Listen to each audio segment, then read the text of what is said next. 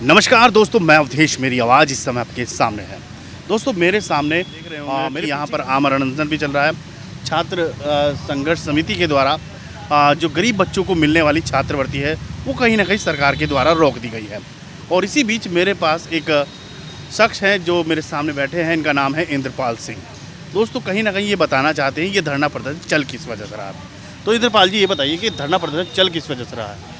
2019-20 की छात्रवृत्ति सरकार के द्वारा बंद कर दी गई है, इसलिए बहुत सारे बच्चों का, लाखों बच्चों का भविष्य अंधकार में दिख रहा है। बच्चे जैसे ही स्कूल खुलेंगे, लॉकडाउन के बाद अब स्कूल खुलेंगे, तो स्कूल खुलते ही बच्चों को पता चलेगा कि स्कूल को फीस चाहिए, क्योंकि सरकार ने फ़ीस बंद कर दी है, उसको स्कॉलरशिप नहीं दिया है। जब बच्चों को ये पता चलेगा स्कॉलरशिप नहीं है यार, फीस देनी पड़ेगी, तो बच्चे कहीं ना कहीं माइंडली डिस्टर्ब होंगे। और आज हम लोग फीस माफ़ी को लेकर के कि सरकार उन बच्चों को फीस दे ताकि उनका बच्चों का भविष्य अंधकार में ना जाए। तो साथियों, मैं आज यहाँ पिछले 7 तारीख से लगातार हम लोग समस्त साथियों के साथ में भूख हड़ताल पर बैठे हुए हैं।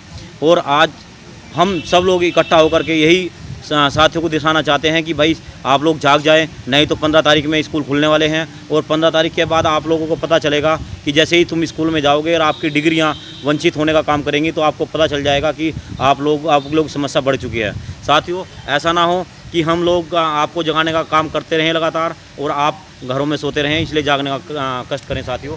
दोस्त अच्छा, आप यहाँ पे सुना है कि आमरण अनशन भी चल रहा है और जिसकी वजह से देखा गया कि कुछ डॉक्टर भी आए थे यहाँ पर, चेकअप भी करके गए हैं। यानी ये इस तरह की क्या यहाँ पर अधिकारी भी कम समय पर आते रहते हैं। देखो साथियों, डॉक्टरों का 2-3 बार चेकअप हो चुका है और आमरण अनशन की बजाय मैं आपको बताऊं भूख हड़ताल चल रही है, जिसमें ये पिछले 18 दिन से पानी पी सकते हैं, जूस पी सकते हैं और लगातार अन्न नहीं खा सकते। ये भूख हड़ताल पर हैं। और मैं ये कहना चाहता हूँ कि आने वाले समय में कई साथियों की तबीयत बिगड़ भी चुकी है, हॉस्पिटल में कई साथी जा चुके हैं और लगातार जो साथी बचे हुए हैं उनकी भी लगातार भूख हड़ताल जारी है।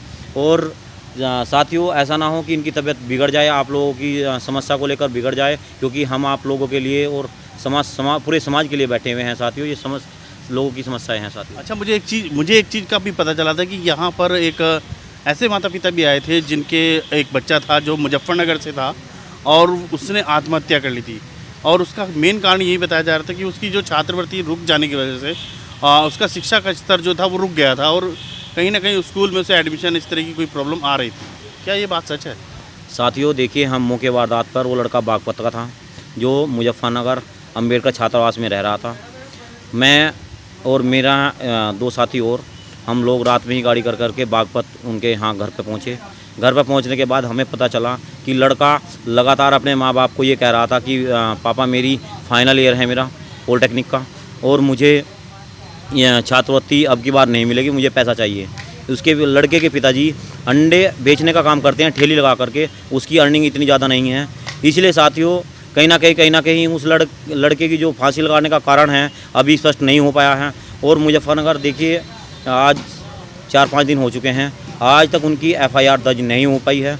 क्यों नहीं हो पाई? वो इसलिए नहीं हो पाई क्योंकि 90 किलोमीटर बागपत से वो लोग मुजफ्फरनगर जाते हैं और वहाँ के इंस्पेक्टर और पुलिस वाले कह देते हैं कि जो दरोगा उसको देख रहे हैं उसको कोरोना हो गया है। साथियों, कोरोना हो गया है तो कोई और दरोगा मौजूद नहीं है क्या? प्रशासन के पास और सिस्टम नहीं है कि भाई आप लोग किसी को जिम्मेदार सौंप करके FIR दर्ज कराएं? साथियों, कहीं ना कहीं सरकार इसमें अंधकार मतलब लोगों को अंधकार में भेजने का काम कर रही है साथियों।